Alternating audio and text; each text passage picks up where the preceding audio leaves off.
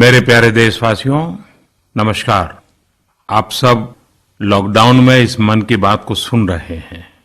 इस मन की बात के लिए आने वाले सुझाव, फोन कॉल की संख्या सामान्य रूप से कई गुना ज्यादा है। कई सारे विषयों को अपने अंदर समेट आपकी यह मन की बातें मेरे तक पहुंची हैं। मैंने कोशिश की है कि इनको ज्यादा से ज्यादा पढ़ पाऊं, सुन पाऊं। आपकी बातों से कई ऐसे पहलू जानने को मिले हैं जिन पर इस आपाधापी में ध्यान ही नहीं जाता है। मेरा मन करता है कि युद्ध के बीच हो रही इस मन की बात में उन्हीं कुछ पहलुओं को आप सभी देशवासियों के साथ बांटूं। साथियों, भारत की कोरोना के खिलाफ लड़ाई सही मायने में पीपल ड्रिवन है। भारत में कोरोना के खिलाफ लड़ाई जनता लड़ रही है, आप लड़ रहे हैं। जनता के साथ मिलकर शासन प्रशासन लड़ रहा है। भारत जैसा विशाल देश जो विकास के लिए प्रयत्नशील है, गरीबी से निर्णायक लड़ाई लड़ रहा है। उसके पास कोरोना से लड़ने और जीतने का यही एक तरीका है। और हम भाग्यशाली हैं कि आज पूरा देश का हर नागरिक, जन जन इस लड़ाई का सिपाही है, लड़ाई का नेतृत्व कर रहा है। आप कहीं भी नजर डालिए, आपको एहसास हो जाएगा कि भारत की लड़ाई पीपल ड्रिवन है। जब पूरा विश्व इस महामारी के संकट से जूझ रहा है, भविष्य में जब इसकी चर्चा होगी, उसकी तौर तरीकों की चर्चा होगी, मुझे विश्वास है कि भारत की ये पीपल ड्रिवन लड़ाई, इसकी जरूर चर्चा होगी। पूरे देश में, गली मोहल्लों में, जगह जगह पर आज लोग एक दूसरे की सहायता के लिए आगे आए हैं। गरीबों के लिए खाने से लेकर राशन की व्यवस्था हो, लॉकडाउन का पालन हो, अस्पतालों की व्यवस्था हो, मेडिकल इक्विपमेंट का देश में ही निर्माण हो।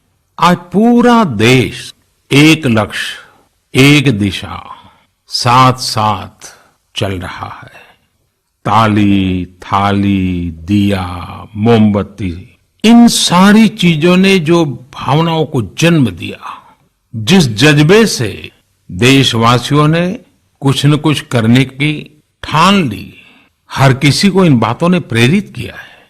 शहर हो या गांव, ऐसा लग रहा है जैसे देश में एक बहुत बड़ा महायज्ञ चल रहा है, जिसमें हर कोई अपना योगदान देने के लिए आतुर है। हमारे किसान भाई बहनों को ही देखिए, एक तरफ वो इस महामारी के बीच अपने खेतों में दिन रात मेहनत कर रहे हैं और इस बात की भी चिंता कर रहे हैं कि देश में कोई भी भूखा न सोए। हर कोई अपने सामर्थ्य के हिसाब से इस लड़ाई को लड़ रहा है। कोई किराया माफ कर रहा है, तो कोई अपनी पूरी पेंशन या पुरस्कार में मिली राशि को पीएम केयर्स में जमा करा रहा है। कोई खेत की सारी सब्जियां दान दे रहा है, तो कोई हर रोज सैकड़ों गरीबों को मुफ्त भोजन करा रहा है। कोई मास्क बना रहा है। कहीं हमारे मजदूर भाई बहन क्वारंटीन में रहते हुए जिस स्कूल में रह रहे हैं, उसकी रंगाई पुताई कर रहे हैं। साथियों, दूसरों की मदद के लिए आपके भीतर हृदय के किसी कोने में जो ये उमड़ता घुमड़ता भाव है ना, वही कोरोना के खिलाफ भारत की इस लड़ाई को ताकत दे रहा है। वही इस लड़ाई को सच्चे मायने में पीपल ड्रिवन बना रहा है। और हमने देखा है पिछले कुछ साल में हमारे देश में यह मिजाज बना है, निरंतर मजबूत होता रहा है। चाहे करोड़ों लोगों का गैस सब्सिडी छोड़ना हो, लाखों सीनियर सिटीजन का रेलवे सब्सिडी छोड़ना हो, स्वच्छ भारत अभियान का नेतृत्व लेना हो, टॉयलेट बनाने हो, अनगिनत बातें ऐसी है। इन सारी बातों से पता चलता है हम सबको एक मन, एक मजबूत धागे से पिरो दिया है। एक होकर देश के लिए कुछ करने की प्रेरणा दी है। मेरे प्यारे देशवासियों, मैं पूरी नम्रता पूर्वक, बहुत ही आदर के साथ आज 130 करोड़ देशवासियों की इस भावना को सर झुका करके नमन करता हूं। आप अपनी भावना के अनुरूप देश के लिए अपनी रुचि के हिसाब से, अपने समय के अनुसार कुछ कर सके, इसके लिए सरकार ने एक डिजिटल प्लेटफॉर्म भी तैयार किया है। ये प्लेटफॉर्म है covidwarriors.gov.in। मैं दोबारा बोलता हूं, covidwarriors.gov.in। सरकार ने इस प्लेटफॉर्म के माध्यम से तमाम सामाजिक संस्थाओं के वॉलंटियर्स, सिविल सोसाइटी के प्रतिनिधि और स्थानीय प्रशासन को एक दूसरे से जोड़ दिया है। बहुत ही कम समय में इस पोर्टल से 1.25 करोड़ लोग जुड़ चुके हैं। इनमें डॉक्टर, नर्सिस से लेकर हमारी आशा, एएनएम बहनें, हमारे एनसीसी, एनएसएस के साथी, अलग अलग फील्ड के तमाम प्रोफेशनल्स, उन्होंने इस प्लेटफॉर्म को अपना प्लेटफॉर्म बना लिया है। ये लोग स्थानीय स्तर पर क्राइसिस मैनेजमेंट प्लान बनाने वालों में और उसकी पूर्ति में भी बहुत मदद कर रहे हैं। आप भी covidwarriors.gov.in से जुड़कर देश की सेवा कर सकते हैं, कोविड वॉरियर बन सकते हैं। साथियों, हर मुश्किल हालात, हर लड़ाई कुछ न कुछ सबक देती है, कुछ न कुछ सिखा करके जाती है, सीख देती है, कुछ संभावनाओं के मार्ग बनाती है और कुछ नई मंजिलों की दिशा भी देती है। इस परिस्थिति में आप सब देशवासियों ने जो संकल्प शक्ति दिखाई है, उससे भारत में एक नए बदलाव की शुरुआत भी हुई है। हमारे बिजनेस, हमारे दफ्तर, हमारे शिक्षण संस्थान, हमारा मेडिकल सेक्टर, हर कोई तेजी से नए तकनीकी बदलावों की तरफ भी बढ़ रहे हैं। टेक्नोलॉजी के फ्रंट पर तो वाकई ऐसा लग रहा है कि देश का हर इनोवेटर नई परिस्थितियों के मुताबिक कुछ न कुछ नया निर्माण कर रहा है। साथियों, देश जब एक टीम बनकर के काम करता है, तब क्या कुछ होता है, ये हम अनुभव कर रहे हैं। आज केंद्र सरकार हो, राज्य सरकार हो, इनका हर एक विभाग और संस्थान राहत के लिए मिलजुल करके पूरी स्पीड से काम कर रहे हैं। हमारे एविएशन सेक्टर में काम कर रहे लोग हों, रेलवे कर्मचारी हो, ये दिन रात मेहनत कर रहे हैं ताकि देशवासियों को कम से कम समस्या हो। आप में से शायद बहुत लोगों को मालूम होगा कि देश के हर हिस्से में दवाइयों को पहुंचाने के लिए लाइफलाइन उड़ान नाम से एक विशेष अभियान चल रहा है। हमारे इन साथियों ने इतने कम समय में देश के भीतर ही 3 लाख किलोमीटर की हवाई उड़ान भरी है और 500 टन से अधिक मेडिकल सामग्री देश के कोने कोने में आप तक पहुंचाया है। इसी तरह रेलवे के साथी लॉकडाउन में भी लगातार मेहनत कर रहे हैं ताकि देश के आम लोगों को जरूरी वस्तुओं की कमी न हो। इस काम के लिए भारतीय रेलवे करीब करीब 60 से अधिक रेल मार्ग पर 100 से भी ज्यादा पार्सल ट्रेन चला रही है। इसी तरह दवाओं की आपूर्ति में हमारे डाक विभाग के लोग बहुत अहम भूमिका निभा रहे हैं। हमारे ये सभी साथी सच्चे अर्थ में कोरोना के वॉरियर ही हैं। साथियों, प्रधानमंत्री गरीब कल्याण पैकेज के तहत गरीबों के अकाउंट में पैसे सीधे ट्रांसफर किए जा रहे हैं। वृद्धावस्था पेंशन जारी की गई है। गरीबों को 3 महीने के मुफ्त गैस सिलेंडर, राशन जैसी सुविधाएं भी दी जा रही हैं। इन सब कामों में सरकार के अलग अलग विभागों के लोग, बैंकिंग सेक्टर के लोग एक टीम की तरह दिन रात काम कर रहे हैं और मैं हमारे देश की राज्य सरकारों की भी इस बात के लिए प्रशंसा करूंगा कि वो इस महामारी से निपटने में बहुत सक्रिय भूमिका निभा रही है। स्थानीय प्रशासन, राज्य सरकारें जो जिम्मेदारी निभा रही हैं, उसकी कोरोना के खिलाफ लड़ाई में बहुत बड़ी भूमिका है। उनका ये परिश्रम बहुत प्रशंसनीय है। मेरे प्यारे देशवासियों, देश भर से स्वास्थ्य सेवाओं से जुड़े लोगों ने अभी हाल ही में जो अध्यादेश लाया गया है, उस पर अपना संतोष व्यक्त किया है। इस अध्यादेश में कोरोना वॉरियर्स के साथ हिंसा, उत्पीड़न और उन्हें किसी रूप में चोट पहुंचाने वालों के खिलाफ बेहद सख्त सजा का प्रावधान किया गया है। हमारे doctor, nurses, paramedical staff, community health workers और ऐसे सभी लोग जो देश को कोरोना मुक्त बनाने में दिन रात जुटे हुए हैं, उनकी रक्षा करने के लिए ये कदम बहुत जरूरी था। मेरे प्यारे देशवासियों, हम सब अनुभव कर रहे हैं कि महामारी के खिलाफ इस लड़ाई के दौरान हमें अपने जीवन को, समाज को, हमारे आसपास हो रही घटनाओं को एक फ्रेश नजरिए से देखने का अवसर भी मिला है। समाज के नजरिए में भी व्यापक बदलाव आया है। आज अपने जीवन से जुड़े हर व्यक्ति की अहमियत का हमें आभास हो रहा है। हमारे घर में काम करने वाले लोग हो, हमारी जरूरतों को पूरा करने के लिए काम करने वाले हमारे सामान्य कामगार हो, पड़ोस की दुकानों में काम करने वाले लोग हो, इन सब की कितनी बड़ी भूमिका है, हमें ये अनुभव हो रहा है।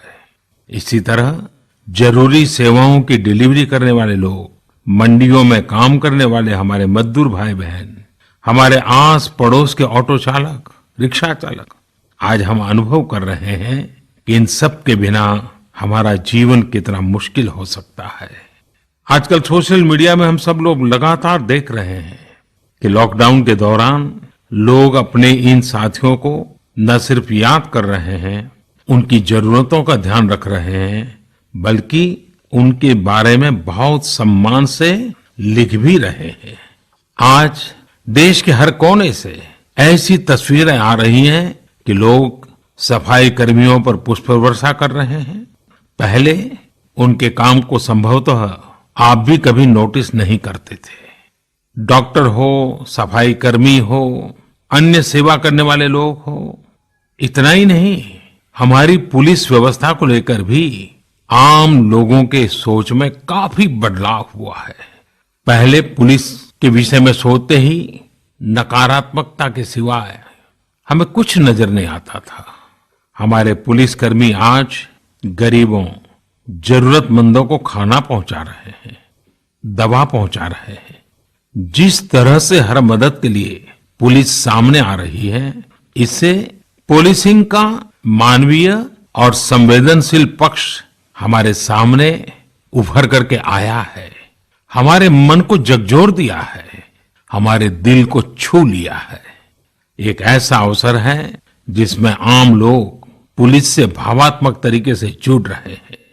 हमारे पुलिस कर्मियों ने इसे जनता की सेवा के एक अवसर के रूप में लिया है और मुझे पूरा विश्वास है इन घटनाओं से आने वाले समय में सच्चे अर्थ में बहुत ही सकारात्मक बदलाव आ सकता है और हम सब ने इस सकारात्मकता को कभी भी नकारात्मकता के रंग से रंगना नहीं है। साथियों, हम अक्सर सुनते हैं प्रकृति, विकृति और संस्कृति। इन शब्दों को एक साथ देखें और इसके पीछे के भाव को देखें तो आपको जीवन को समझने का भी एक नया द्वार खुलता हुआ दिखेगा। अगर मानव प्रकृति की चर्चा करें तो ये मेरा है, मैं इसका उपयोग करता हूं।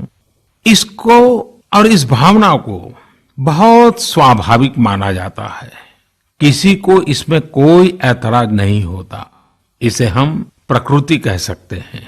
लेकिन जो मेरा नहीं है, जिस पर मेरा हक नहीं है, उसे मैं दूसरे से छीन लेता हूं, उसे छीनकर उपयोग में लाता हूं तो हम इसे विकृति कह सकते हैं। इन दोनों से परे, प्रकृति और विकृति से ऊपर जब कोई संस्कारित मन सोचता है या व्यवहार करता है तो हमें संस्कृति नजर आती है। जब कोई अपने हक की चीज, अपनी मेहनत से कमाई चीज, अपने लिए जरूरी चीज, कम हो या अधिक, इसकी परवाह किए बिना किसी व्यक्ति की जरूरत को देखते हुए खुद की चिंता छोड़कर अपने हक के हिस्से को बांट करके किसी दूसरे की जरूरत पूरी करता है, वही तो संस्कृति है। साथियों, जब कसौटी का काल होता है तब इन गुणों का परीक्षण होता है। आपने पिछले दिनों देखा होगा कि भारत ने अपने संस्कारों के अनुरूप, हमारी सोच के अनुरूप, हमारी संस्कृति का निर्वहन करते हुए कुछ फैसले लिए। संकट की इस घड़ी में दुनिया के लिए भी, समृद्ध देशों के लिए भी दवाइयों का संकट बहुत ज्यादा रहा है। एक ऐसा समय है कि अगर भारत दुनिया को दवाइयां न भी दे तो कोई भारत को दोषी नहीं मानता। हर देश समझ रहा है कि भारत के लिए भी उसकी प्राथमिकता अपने नागरिकों का जीवन बचाना है। लेकिन साथियों, भारत ने प्रकृति विकृति की सोच से परे होकर फैसला लिया। भारत ने अपनी संस्कृति के अनुरूप फैसला लिया। हमने भारत की आवश्यकताओं के लिए जो करना था उसका प्रयास तो बढ़ाया ही, लेकिन दुनिया भर से आ रही मानवता की रक्षा की पुकार पर भी पूरा ध्यान दिया। हमने विश्व के हर जरूरतमंद तक दवाइयों को पहुंचाने का बीड़ा उठाया और मानवता के इस काम को करके दिखाया। आज जब मेरी अनेक देशों के राष्ट्राध्यक्षों से फोन पर बात होती है तो वो भारत की जनता का आभार जरूर व्यक्त करते हैं। जब वो लोग कहते हैं thank you India, thank you people of India, तो देश के लिए गर्व और बढ़ जाता है। इसी तरह इस समय दुनिया भर में भारत के आयुर्वेद और योग के महत्व को भी लोग बड़े विशिष्ट भाव से देख रहे हैं। सोशल मीडिया पर देखिए, हर तरफ इम्यूनिटी बढ़ाने के लिए किस तरह से भारत के आयुर्वेद और योग की चर्चा हो रही है। कोरोना की दृष्टि से आयुष मंत्रालय ने इम्यूनिटी बढ़ाने के लिए जो प्रोटोकॉल दिया था, मुझे विश्वास है कि आप लोग इसका प्रयोग जरूर कर रहे होंगे। गर्म पानी, काढ़ा और जो अन्य दिशा निर्देश आयुष मंत्रालय ने जारी किए हैं वो आप अपनी दिनचर्या में शामिल करेंगे तो आपको बहुत लाभ होगा। साथियों, वैसे ये दुर्भाग्य रहा है कि कई बार हम अपनी ही शक्तियां और समृद्ध परंपराओं को पहचानने से इनकार कर देते हैं। लेकिन जब विश्व का कोई दूसरा देश एविडेंस बेस्ड रिसर्च के आधार पर वही बात करता है, हमारी ही फॉर्मूला हमें सिखाता है, तो हम उसे हाथों हाथ ले लेते हैं। संभवतः इसके पीछे एक बहुत बड़ा कारण सैकड़ों वर्षों की हमारी गुलामी का कालखंड रहा है। इस वजह से कभी कभी हमें अपनी ही शक्ति पर विश्वास नहीं होता है, हमारा आत्मविश्वास कम नजर आता है। इसलिए हम अपने देश की अच्छी बातों को, हमारे पारंपरिक सिद्धांतों को एविडेंस बेस्ड रिसर्च के आधार पर आगे बढ़ाने के बजाय उसे छोड़ देते हैं, उसे हीन समझने लगते हैं। भारत की युवा पीढ़ी को अब इस चुनौती को स्वीकार करना होगा। जैसे विश्व ने योग को सहज स्वीकार किया है, वैसे ही हजारों वर्षों पुराने हमारे आयुर्वेद के सिद्धांतों को भी विश्व अवश्य स्वीकार करेगा। हाँ, इसके लिए युवा पीढ़ी को संकल्प लेना होगा और दुनिया जिस भाषा में समझती है उस वैज्ञानिक भाषा में हमें समझाना होगा, कुछ करके दिखाना होगा। साथियों, वैसे कोविड-19 के कारण कई सकारात्मक बदलाव हमारे काम करने के तरीके, हमारी जीवन शैली और हमारी आदतों में भी स्वाभाविक रूप से अपनी जगह बना रहे हैं। आपने सबने भी महसूस किया होगा इस संकट ने कैसे अलग अलग विषयों पर हमारी समझ और हमारी चेतना को जागरूक किया है। जो असर हमें अपने आसपास देखने को मिल रहे हैं, इनमें सबसे पहला है मास्क पहनना और अपने चेहरे को ढककर रखना। कोरोना की वजह से बदलते हुए हालात में मास्क भी हमारे जीवन का हिस्सा बन रहा है। वैसे हमें इसकी भी आदत कभी नहीं रही कि हमारे आसपास के बहुत सारे लोग मास्क में दिखे, लेकिन अब हो यही रहा है। हाँ, इसका ये मतलब नहीं है कि जो मास्क लगाते हैं वे सभी बीमार हैं। और जब मैं मास्क की बात करता हूं तो मुझे एक पुरानी बात याद आती है। आप सबको भी याद होगा, एक जमाना था कि हमारे देश के कई ऐसे इलाके ऐसे होते थे कि वहां अगर कोई नागरिक फल खरीदता हुआ दिखता था तो आस पड़ोस के लोग उसको जरूर पूछते थे, क्या घर में कोई बीमार है? यानी फल मतलब बीमारी में ही खाया जाता है, ऐसी एक धारणा बनी हुई थी। हालांकि समय बदला और ये धारणा भी बदली। वैसे ही मास्क को लेकर भी धारणा अब बदलने वाली ही है। आप देखिएगा, मास्क अब सभ्य समाज का प्रतीक बन जाएगा। अगर बीमारी से खुद को बचना है और दूसरों को भी बचाना है तो आपको मास्क लगाना पड़ेगा। और मेरा तो सिंपल सुझाव रहता है, गमछा मुंह ढकना है। साथियों, हमारे समाज में एक और बड़ी जागरूकता ये आई है कि अब सभी लोग ये समझ रहे हैं कि सार्वजनिक स्थानों पर थूकने के क्या नुकसान हो सकते हैं। यहां वहां कहीं पर भी थूक देना गलत आदतों का हिस्सा बना हुआ था। ये स्वच्छता और स्वास्थ्य को गंभीर चुनौती भी देता था। वैसे एक तरह से देखें तो हम हमेशा से ही इस समस्या को जानते रहे, लेकिन ये समस्या समाज से समाप्त होने का नाम ही नहीं ले रही थी। अब वो समय आ गया है कि इस बुरी आदत को हमेशा हमेशा के लिए खत्म कर दिया जाए। कहते भी हैं कि बेटर लेट देन नेवर। तो देर भले हो गई हो, लेकिन अब ये थूकने की आदत छोड़ देनी चाहिए। ये बातें जहां बेसिक हाइजीन का स्तर बढ़ाएंगी, वहीं कोरोना संक्रमण को फैलने से रोकने में भी मदद करेगी। मेरे प्यारे देशवासियों, ये सुखद संयोग ही है कि आज जब आपसे मैं मन की बात कर रहा हूं तो अक्षय तृतीया का पवित्र पर्व भी है। साथियों, क्षय का अर्थ होता है विनाश, लेकिन जो कभी नष्ट नहीं हो, जो कभी समाप्त नहीं हो, वो अक्षय है। अपने घरों में हम सब इस पर्व को हर साल मनाते हैं, लेकिन इस साल हमारे लिए इसका विशेष महत्व है। हमारे लिए इसका विशेष महत्व है। आज के कठिन समय में यह एक ऐसा दिन है जो हमें याद दिलाता है कि हमारी आत्मा, हमारी भावना अक्षय है। यह दिन हमें याद दिलाता है कि चाहे कितनी भी कठिनाइयां रास्ता रोके, चाहे कितनी भी आपदाएं आए, चाहे कितनी भी बीमारियों का सामना करना पड़े, इनसे लड़ने और जूझने की मानवीय भावनाएं अक्षय है।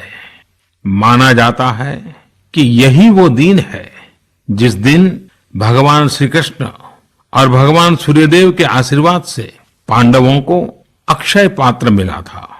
अक्षय पात्र यानी एक ऐसा बर्तन जिसमें भोजन कभी समाप्त नहीं होता है। हमारे अन्नदाता किसान हर परिस्थिति में देश के लिए, हम सब के लिए इसी भावना से परिश्रम करते हैं। इन्हीं के परिश्रम से आज हम सब के लिए, गरीबों के लिए देश के पास अक्षय अन्न भंडार है। इस अक्षय तृतीया पर हमें अपने पर्यावरण, जंगल, नदियां और पूरे इकोसिस्टम के संरक्षण के बारे में भी सोचना चाहिए, जो हमारे जीवन में महत्वपूर्ण भूमिका निभाते हैं। अगर हम अक्षय रहना चाहते हैं तो हमें पहले यह सुनिश्चित करना होगा कि हमारी धरती अक्षय रहे। क्या आप जानते हैं कि अक्षय तृतीया का यह पर्व दान की शक्ति यानी पावर ऑफ गिविंग का भी एक अवसर होता है। हम हृदय की भावना से जो कुछ भी देते हैं, वास्तव में महत्व उसी का होता है। यह बात महत्वपूर्ण नहीं है कि हम क्या देते हैं और कितना देते हैं। संकट के इस दौर में हमारा छोटा सा प्रयास हमारे आसपास के बहुत से लोगों के लिए बहुत बड़ा संबल बन सकता है। साथियों, जैन परंपरा में भी यह बहुत पवित्र दिन है, क्योंकि पहले तीर्थंकर भगवान ऋषभदेव के जीवन का यह एक महत्वपूर्ण दिन रहा है। ऐसे में जैन समाज इसे एक पर्व के रूप में मनाता है और इसलिए ये समझना आसान है कि क्यों इस दिन को लोग किसी भी शुभ कार्य को प्रारंभ करना पसंद करते हैं। चूंकि आज कुछ नया शुरू करने का दिन है, तो ऐसे में क्या हम सब मिलकर अपने प्रयासों से अपनी धरती को अक्षय और अविनाशी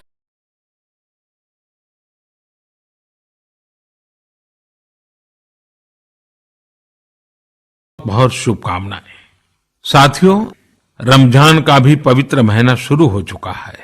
जब पिछली बार रमजान मनाया गया था तो किसी ने सोचा भी नहीं था कि इस बार रमजान में इतनी बड़ी मुसीबतों का भी सामना करना पड़ेगा। लेकिन अब जब पूरे विश्व में ये मुसीबत आ ही गई है, तो हमारे सामने अवसर है इस रमजान को संयम, सद्भावना, संवेदनशीलता और सेवा भाव का प्रतीक बनाएं। इस बार हम पहले से ज्यादा इबादत करें ताकि ईद आने से पहले दुनिया कोरोना से मुक्त हो जाए और हम पहले की तरह उमंग और उत्साह के साथ ईद मनाएं। मुझे विश्वास है कि रमजान के इन दिनों में स्थानीय प्रशासन के दिशा निर्देशों का पालन करते हुए कोरोना के खिलाफ चल रही इस लड़ाई को हम और मजबूत करेंगे। सड़कों पर, बाजारों में, मोहल्लों में फिजिकल डिस्टेंसिंग के नियमों का पालन अभी बहुत आवश्यक है। मैं आज उन सभी कम्युनिटी लीडर्स के प्रति भी आभार प्रकट करता हूं जो 2 गज दूरी और घर से बाहर नहीं निकलने को लेकर लोगों को जागरूक कर रहे हैं। वाकई कोरोना ने इस बार भारत समेत दुनिया भर में त्योहारों को मनाने का स्वरूप ही बदल दिया है, रंग रूप बदल दिए हैं। अभी पिछले दिनों ही हमारे यहाँ भी बिहू, बैसाखी, पुथंडू, विशु, ओडिया न्यू ईयर ऐसे अनेक त्योहार आए। हमने देखा कि लोगों ने कैसे इन त्योहारों को घर में रहकर और बड़ी सादगी के साथ और समाज के प्रति शुभ चिंतन के साथ त्योहारों को मनाया। आमतौर पर वे इन त्योहारों को अपने दोस्तों और परिवारों के साथ पूरे उत्साह और उमंग के साथ मनाते थे, घर के बाहर निकलकर अपनी खुशी साझा करते थे। लेकिन इस बार हर किसी ने संयम बरता, लॉकडाउन के नियमों का पालन किया। हमने देखा है कि इस बार हमारे ईसाई दोस्तों ने ईस्टर भी घर पर ही मनाया है। अपने समाज, अपने देश के प्रति ये जिम्मेदारी निभाना आज की बहुत बड़ी जरूरत है। तभी हम कोरोना के फैलाव को रोक पाने में सफल होंगे, कोरोना जैसी वैश्विक महामारी को परास्त कर पाएंगे। मेरे प्यारे देशवासियों, इस वैश्विक महामारी के संकट के बीच आपके परिवार के एक सदस्य के नाते, और आप सब भी मेरे ही परिवारजन हैं, तब कुछ संकेत करना, कुछ सुझाव देना, ये मेरा दायित्व भी बनता है। मेरे देशवासियों से मैं आपसे आग्रह करूंगा, हम कतई अति आत्मविश्वास में न फंस जाएं। हम ऐसा विचार न पाल लें कि हमारे शहर में, हमारे गांव में, हमारी गली में, हमारे दफ्तर में अभी तक कोरोना पहुंचा नहीं है, इसलिए अब पहुंचने वाला नहीं है। देखिए, ऐसी गलती कभी मत पालना। दुनिया का अनुभव हमें बहुत कुछ कह रहा है और हमारे यहाँ तो बार बार कहा जाता है, सावधानी हटी तो दुर्घटना घटी। याद रखिए, हमारे पूर्वजों ने हमें इन सारे विषयों में बहुत अच्छा मार्गदर्शन किया है। हमारे पूर्वजों ने कहा है, अग्नि ही शेषम ऋण शेषम व्याधि शेषम तथैव च पुनः पुनः प्रवर्धेत तस्मात् शेषम न कार्येत। अर्थात हल्के में लेकर छोड़ दी गई आग, कर्ज और बीमारी मौका पाते ही दोबारा बढ़कर खतरनाक हो जाती है। इसलिए इनका पूरी तरह उपचार बहुत आवश्यक होता है। इसलिए अति उत्साह में स्थानीय स्तर पर कहीं पर भी कोई लापरवाही नहीं होनी चाहिए। इसका हमेशा हमेशा हमने ध्यान रखना ही होगा। और मैं फिर एक बार कहूंगा, 2 गज दूरी बनाए रखिए, खुद को स्वस्थ रखिए। 2 गज दूरी बहुत है जरूरी। आप सबके उत्तम स्वास्थ्य की कामना करते हुए मैं मेरी बात को समाप्त करता हूं। अगली मन की बात के समय जब मिले तब